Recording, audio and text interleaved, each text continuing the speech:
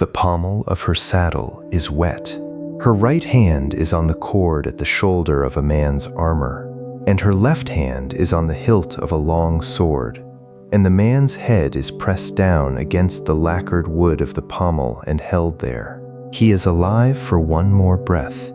He is not alive for two. The cut, when it comes, is short and very level. The kind of cut a person makes who has cut before, who does not need the swing to be beautiful, who needs only for it to finish. The head separates. She lifts it by the top knot. Snow falls on the cropped end of the cord that had tied it. She turns her horse. She is 27 years old. Her name is Tomo Gozen. Behind her, the army she rode in with this morning no longer exists in any way that the chroniclers will count. There were 300 riders at first light. There are 7 now. She is one of the 7. Her lord, her foster brother, her commander, the man whose name the world will remember as Kiso no Yoshinaka, is one of the others. The remaining 5 are exhausted, blood-shocked, bow spent. The field is a place in southern Omi province called Awazu, on the eastern shore of Lake Biwa, near the marshes of present-day Otsu. It is the 21st day of the first month of Genryaku 1. The Western count would call it late February of the year 1184. The Genpei War, the 4-year civil war that has emptied the eastern provinces of men and the capital of order, has 6 months left to run. The Minamoto will win it. Yoshinaka, who is a Minamoto, will not be among the winners. He has just turned to her in the saddle and told her to go. You are about to hear the story of how a woman in lamellar armor took an enemy commander's head on a frozen battlefield in 1184, laid the head at the feet of the Lord who had ordered her away, and then rode east into a silence the chronicles never fully recover from. The story is preserved in the tale of the Heike, in the chapter the Japanese call The Death of Lord Kiso. The chronicle is honest about what she could do. It calls her a match for 1,000. It calls her especially beautiful. It does not, in the end, soften her. It says plainly that she was elite at killing, and that on the morning she was given the worst order of her life, she did exactly what a warrior does. She finished the work before she left it. Welcome to Will and Wisdom. If something in this story lands tonight, and it will, a quiet like helps another seeker find this fire. Share in the comments what landed. Do not hold back. Another viewer needs your words tonight. Subscribe if you want more of this each week. Now, the field, the snow, the 7, the head laid at his feet. To understand what Tomo did at Awazu, you have to first understand what she was made of, because the chronicle assumes you already know, and the chronicle is 400 years older than the language you are listening in. She was not exceptional because she was a woman on the field. There were other women on Genpei-era fields. Kushiki, the wife of a Taira retainer, fought at Ichinotani. The Chronicles of Hojo name several women who rode in the early Eastern wars. What made Tomo rare was not her sex. What made her rare was the level. The chronicle tells us she was raised in the Kiso Valley in the mountains of Shinano Province, in the highlands south of present-day Nagano, in the household of Nakahara Kaneto. Kaneto was the man who had been entrusted, in the chaos of the late Heian decades, with the raising of a small boy named Yoshinaka, the orphan son of a murdered Minamoto cadet line. Tomo was raised in the same compound. The traditions are not unanimous on whether she was Kaneto's daughter or the daughter of Kaneto's retainer Higuchi no Kanemitsu. The traditions are unanimous that she and Yoshinaka grew up together, on horseback, on the bow, on the long sword, on the mountain trails that cut between the Kiso and the Hida. She rode before she walked. The chronicle's compressed phrase, repeated by every adaptation that followed, is that she was a fearless horsewoman and an unrivaled archer. The longer Edo period commentaries are blunter. They say she could draw a heavy bow from the saddle in full gallop. They say she could split a willow wand at 50 paces. They say she could ride down a stag through pine forest at speed without slowing her mount on the turns. The Kiso Valley raised her. The mountain raised her. By the time she was old enough to take a sword, her teachers were not teaching her to be a soldier. They were teaching her to be the standard against which the soldiers were measured. This is the part the modern ear sometimes misses.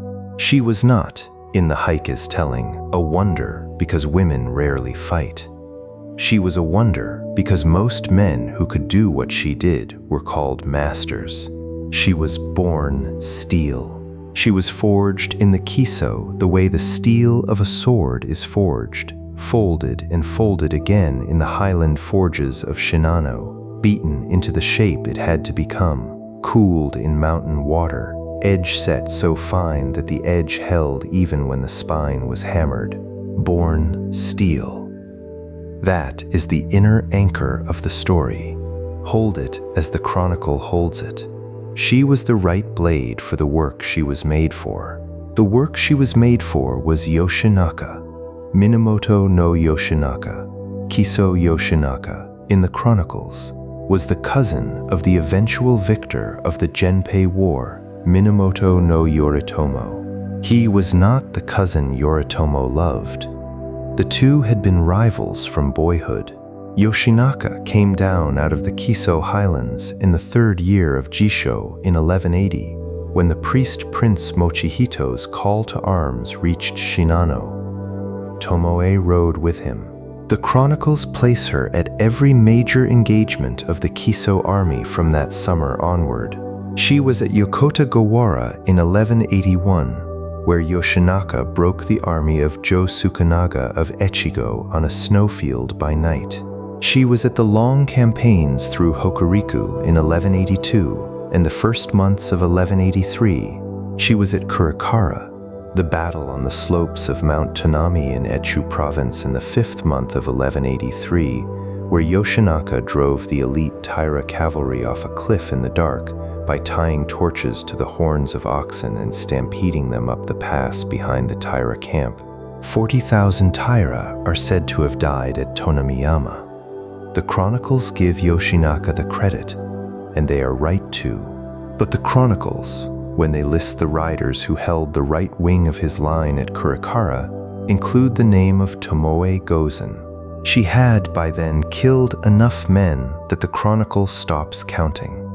The head laid at his feet, at Awazu in 1184, was not the first head she had laid at his feet. It was the last. The chronicle does not number the earlier ones.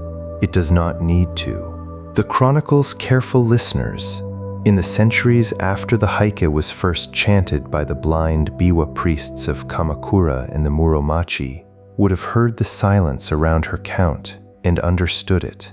A warrior of her level, riding 9 years at the right shoulder of a commander like Yoshinaka, would have brought back many heads. The custom of the eastern provinces was specific.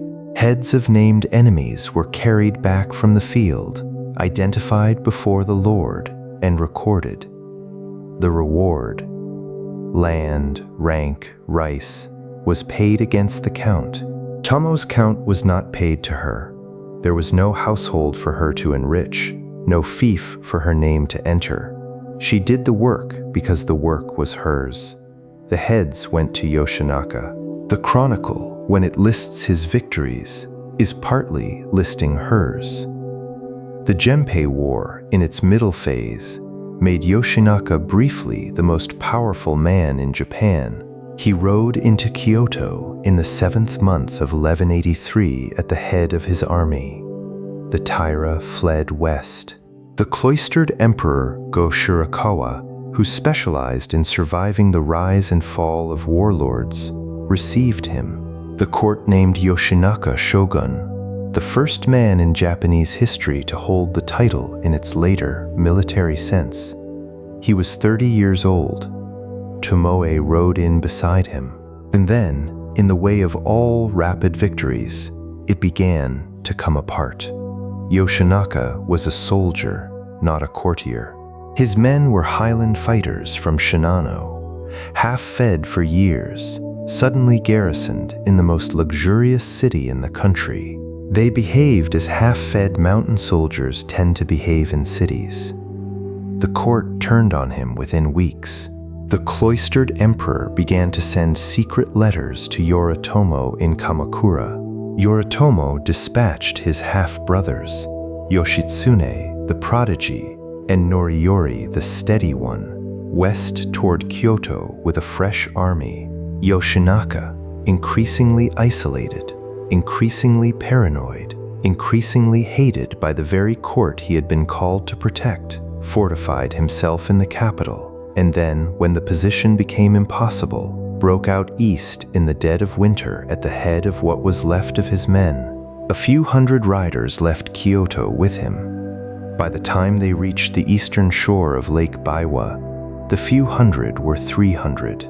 By the time they reached the marshes near Awazu, on the morning of the 21st day of the first month, the 300 were dwindling so quickly that even the chronicle's careful count begins to break. Yoshitsune's pursuit force was behind them. The Imai forces had been split off to draw the pursuit. Yoshinaka rode at the head of the last remnant. Tomo rode behind his right shoulder, where she had ridden for 9 years. The 7 survivors. The snow, the frozen rice paddies between the lake and the cedar line. This is the field on which her lord turns to her, in the saddle, and tells her to leave.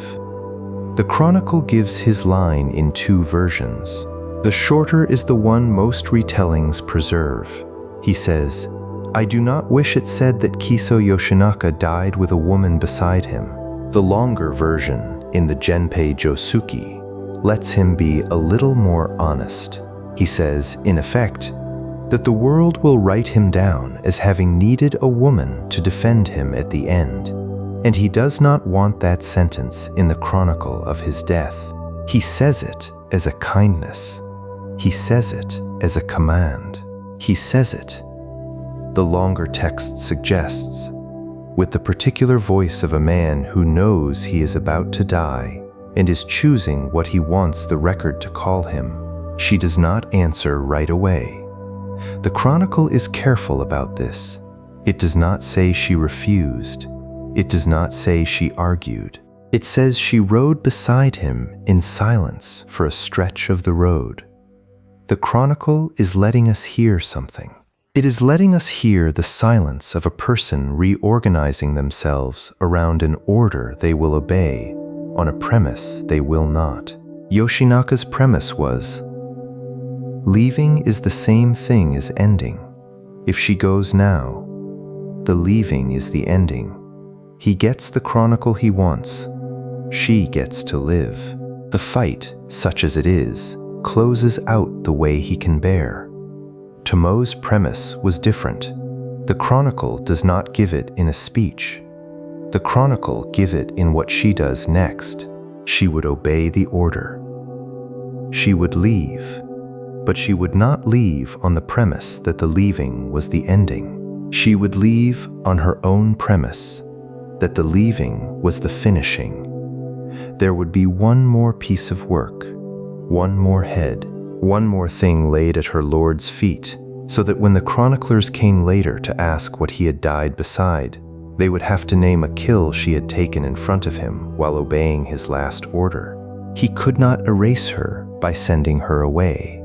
She would not let him erase her by sending her away. She would obey him with steel. This is the part the chronicle preserves at length. This is the part to slow down for. She did not leave when told. She left when finished. The man who has nothing to prove, and the woman here is the same archetype the chronicles know by another name, sends the salt to an enemy he could starve, refuses the duel he could win, returns the 3 words of the accusation that never needed answering. The man who has nothing to prove leaves the field on his own count. He does not stay because pride demands it, and he does not go because fear arranges it. He goes when the work is done. Tomo at Awazu, in the moment after her lord's order, is the same figure. She has nothing to prove and everything to finish. She gives herself one piece of work between the order and the road. The piece of work is named Onda no Hachiro Moroshige of Musashi Province. He is, at this point in the morning, the strongest enemy commander still on the field. The Heike introduces him plainly.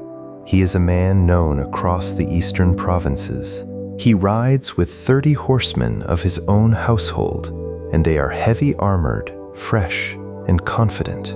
They have just come up out of the cedar line on the seaward side of the rice paddies, and they are riding to take the head of Kiso Yoshinaka. They believe the 7 survivors are spent. They believe the morning is closing. They are correct about the morning. They are wrong about the spent. Tomo sees them. She turns her horse. She does not announce. She does not ride to Yoshinaka for permission. She has been given an order. She is obeying it. She is going. She is going through Onda no Moroshige on the way. The chronicle's verbs here are clean. They are the verbs of a person describing a craft. She spurs her horse forward. She rides directly into the middle of the 30. She ignores the riders to either flank. She is not interested in the 30. She is interested in the 1. Onda no Moroshige is on a chestnut horse near the center of the line.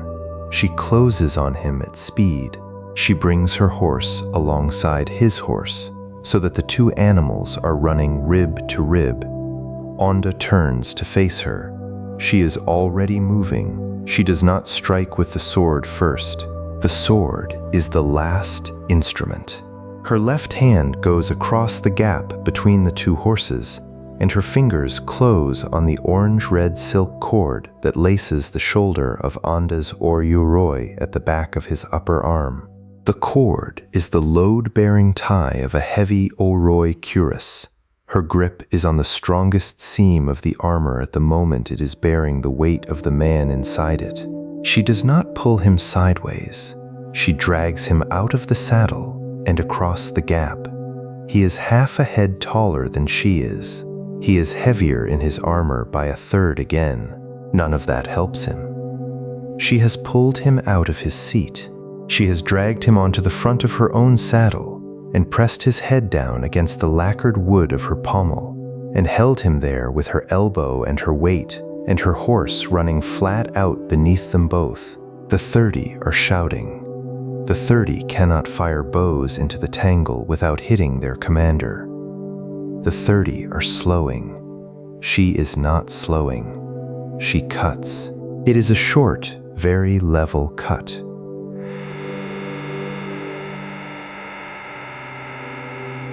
The kind a person makes who has cut before. The blade catches the cord of the helmet at the throat and goes through. The head comes off. She lifts it by the top knot. Snow falls on the cropped end of the cord. She wheels her horse and rides through a gap that is opened on the inside of the line because the 30 have started, by instinct, to turn after her, and the turn has broken their formation, and the gap is enough. She is through. She rides back to her own line. The 5 exhauster survivors and her lord are still on their horses. Yoshinaka has watched this. She rides up to him. She does not speak. She lowers her right arm. The head of Onda no Hachiro Moroshige falls from her hand and lands at the snow at the front of her lord's horse. The pommel of her saddle has a wet, dark mark on the lacquer.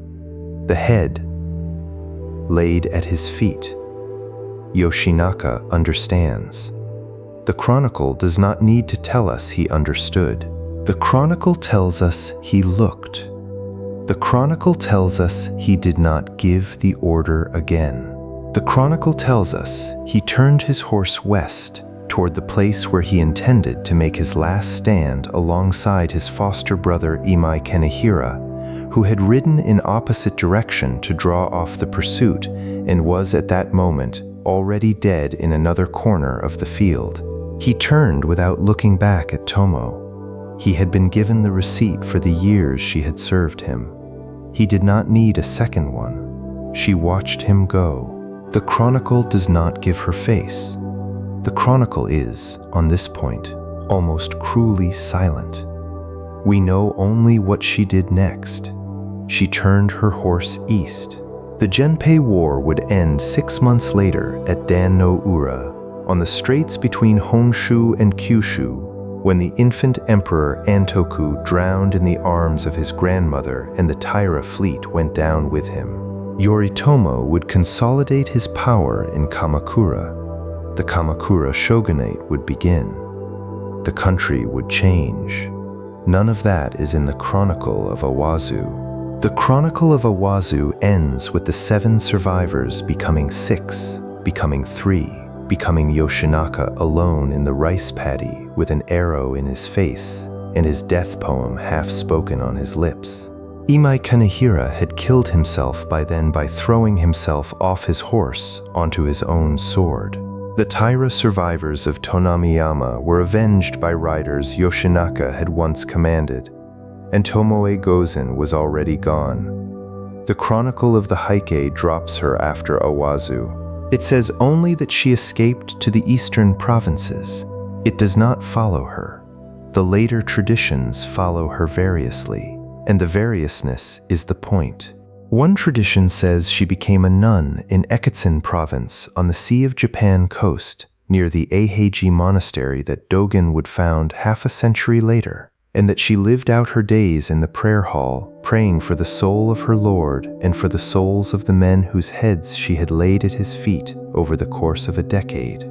Another tradition says she rode east into Sagami province and married Wada Yoshimori, the Kamakura counselor, and bore him a son named Asahina Yoshihide, who became a legendary strongman of the Hojo era, and that when Yoshimori was killed in the Wada rebellion of 1213, she withdrew again and lived another 2 decades in seclusion. A third tradition, preserved in Kiso Valley folk memory, says she went home, back to the highlands south of Nagano where she had been raised on the back of a horse, and lived there until she was 90 and was buried under a single stone whose location the locals know and the chroniclers do not. Treat all 3. The chronicle is honest about not knowing. The chronicle says only that she went, and that she had finished what she went out of, and that she went whole. She did not leave when told. She left when finished. This is the doctrine the chronicle preserves. This is the line you should write somewhere you can see it.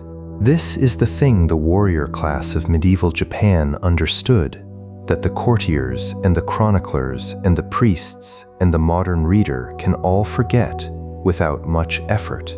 The shape of your leaving is the only sentence the chronicle remembers about you. Most people stay too long. Most of the rest leave too early. Almost no one leaves when finished, because finishing requires a kind of honesty about the work that most of us never make. Finishing requires that you know what the work actually was, and that you know when the last piece of it is done, and that you do not confuse the leaving with the ending of the thing the leaving is for. Yoshinaka thought the leaving was the ending. He was, at the moment of his order, trying to control the chronicle. He was trying to compose the sentence the Heike would later write about his death. He did not want the sentence to include her. She did not refuse the order. She refused the sentence. She gave the Heike a different sentence, and the Heike recorded the one she gave. Listen to the sentence the Heike actually wrote. It did not write, "Kiso Yoshinaka died at Awazu, and a woman left him at the end." It wrote, Tomo took the head of Onda no Hachiro Moroshige of Musashi at Awazu, brought it to her lord, and only then departed. The sentence is hers.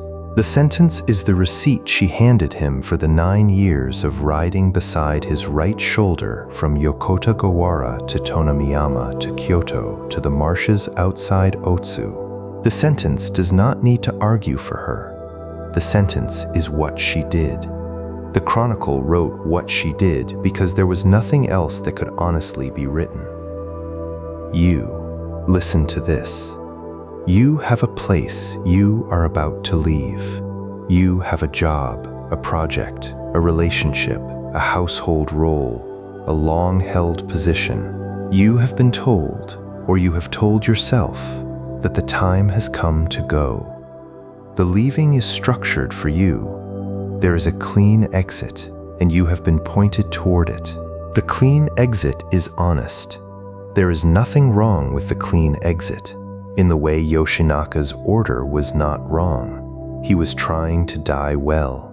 He had a reason. But the clean exit, if you take it, leaves a sentence in your chronicle that you did not write.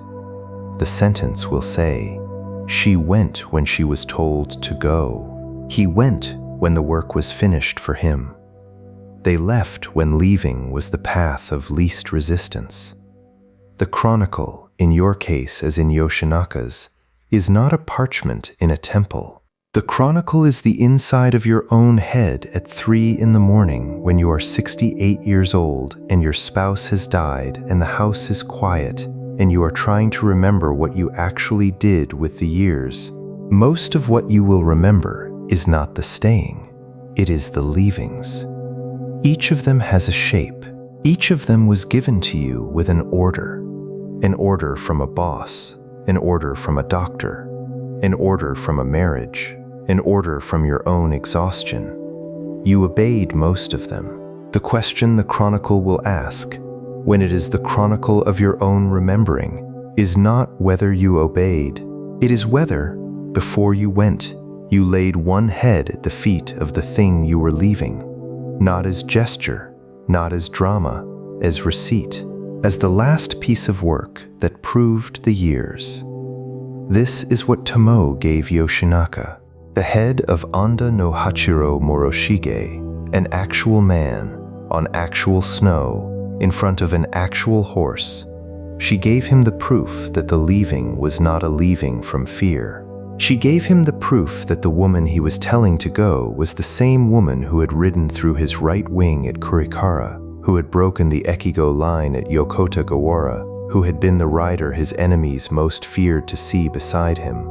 She gave it to him so that when he turned away, he knew what he was sending, so that the chronicle, when it wrote him down, could not pretend.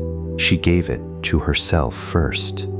This is the part that almost everyone misses about the receipt. The head laid at the feet of your Lord is, before it is anything else, the head laid at your own feet.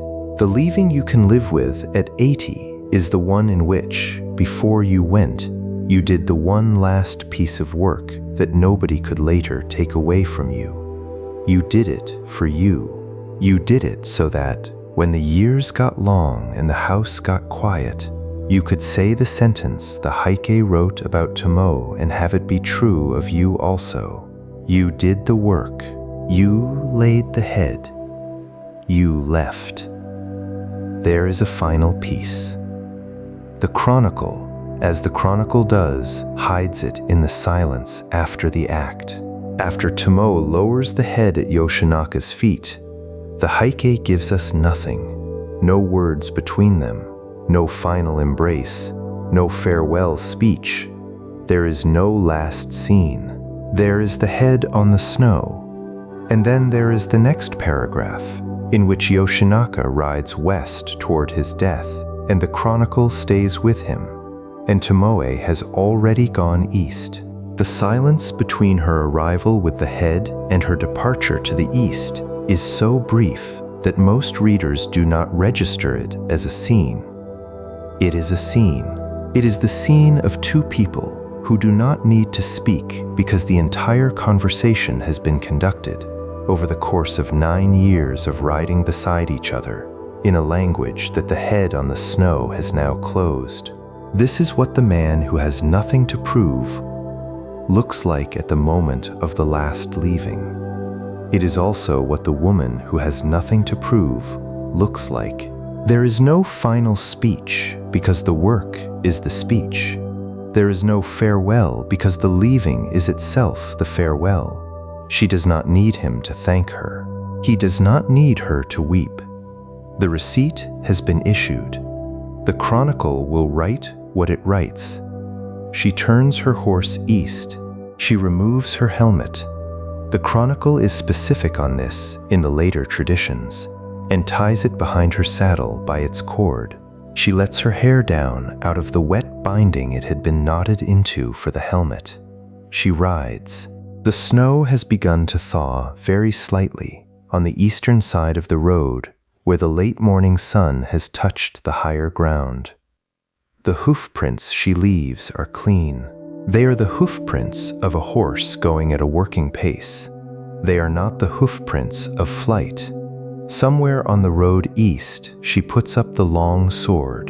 The chronicles do not say where. The chronicles only say that when the road ends, in whichever of the 3 traditions you choose to believe, the nunnery in Ekitsun, the household in Sagami, the highland home in Kiso, the sword is already sheathed and stays sheathed for the remaining decades of her life. The work that the sword was for is finished. The leaving is finished. The chronicle of Awazu is closed. She lives in every tradition for a long time afterward. She prays. She raises a son. She tends mountain paths. She becomes, in the small wooden villages of Shinano, an old woman known for her silence and her straight back. People who come to ask her about Awazu are told nothing. The asking does not anger her. The asking simply does not produce anything because she does not have anything to add to the chronicle of that morning. The chronicle is complete. The head was laid at his feet. The leaving was the finishing. Nothing further is required. The folk tradition in the Kiso Valley preserves one detail the formal chronicles do not. It says that in her last decades, the old woman in the Highland house kept a single piece of armor, not a full orroy, only a single shoulder piece, hung on a wooden peg above the hearth. The cord of the shoulder piece was the orange-red silk lacing of the Minamoto. Visitors were not told what it was. Visitors who asked were given tea. The shoulder piece hung there until the old woman died, and then, by her instruction, was buried with her. The folk tradition does not say whose shoulder piece it was.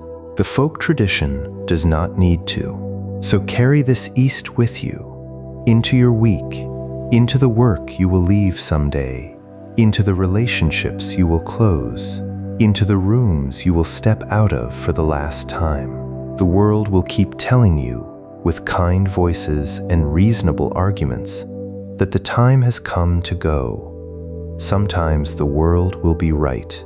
Sometimes the order will be a real order from a person who loves you, given for reasons you can understand. The question is not whether you obey. The question is whether, before you obey, you finish. The head laid at his feet, born steel. The receipt for the years. This is the doctrine. This is the gesture the Heike preserved at the end of the chapter. It could not bring itself to title with anyone's name but Yoshinaka's, even though the morning was hers. This is the figure who walked off the field at Awazu when she could have been killed there, and lived another 60 years in such complete silence that 3 traditions had to be invented to account for where she went. The traditions are not in conflict.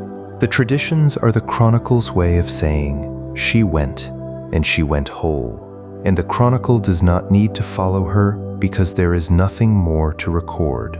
The work she went out of was finished, The work she went into was hers. You have a leaving coming. You may not know it yet. You may be inside the work right now and not yet able to see the shape of the door. When the door comes, the order will come with it. Someone, your boss, your doctor, your spouse, your own quiet body, will tell you it is time to go. Obey the order, but do not obey the premise. Find the one last piece of work, the piece that proves the years. The piece that, when you lay it down at the feet of the thing you are leaving, will write the sentence the chronicle remembers you by. Then leave. Ride east. Take off the helmet. Let down the hair. Put the sword up. She did not leave when told. She left when finished. Most of your enemies in this life will not be on horseback. Most of your fields will not be snow. Most of your orders will not be given by foster brothers in the last hour of a war. But most of your leavings will have the same shape. An order, a premise, a clean exit pointed at you with kindness. And most of you will go when told. A few of you, when the order comes, will pause one beat longer than the order expects. You will look across the field. You will see the one piece of work that remains. You will ride into the line of 30 horsemen with the same calm Tomo rode in with, because the line of 30 horsemen, this time, is the unfinished sentence inside the work you are leaving. You will take its head. You will bring the head back. You will lay it at the feet of the place you are leaving. You will turn. You will go. That is the doctrine. That is the chronicle. That, and not the staying, is the part that lasts. The pommel of her saddle is wet. Her horse turns east. The snow on the high side of the road is softening for the first time in weeks. There are 7 survivors at Awazu in the Chronicle of the Heike, and one of them, the Heike says, is the only one who walks off the field. The one who walks off the field is the one who finished her work before she went. That is Tumo Gozen, born steel. The head laid at his feet, the sword put up at the road's end and never drawn again. She did not leave when told. She left when finished.